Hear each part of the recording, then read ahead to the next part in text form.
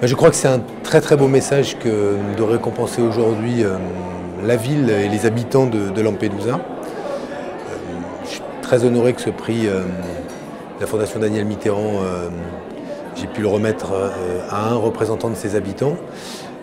Évidemment, à quelques semaines d'un drame qui a ému tous les Européens, mais en réalité d'un drame qui se répète probablement toutes les semaines au large de Lampedusa ou dans les eaux de la Méditerranée, sans que pour autant on sache que ces personnes meurent d'avoir voulu rejoindre le continent européen.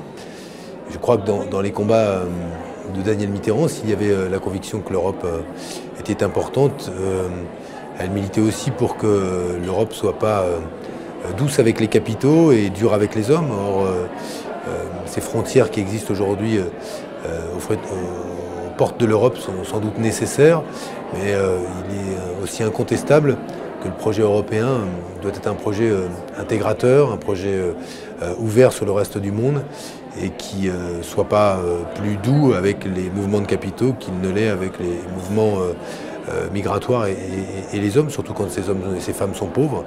Donc voilà, j'étais très très fier et honoré de pouvoir remettre ce prix Daniel Mitterrand aujourd'hui, en plus l'anniversaire important du 22 novembre.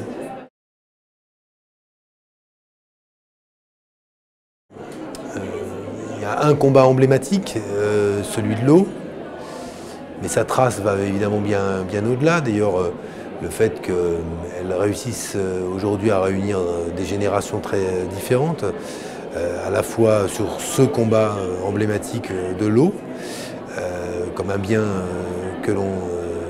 public que l'on doit mettre en partage, mais au-delà sur des combats qui sont des combats humanistes, engagés. Il y a plus que ça.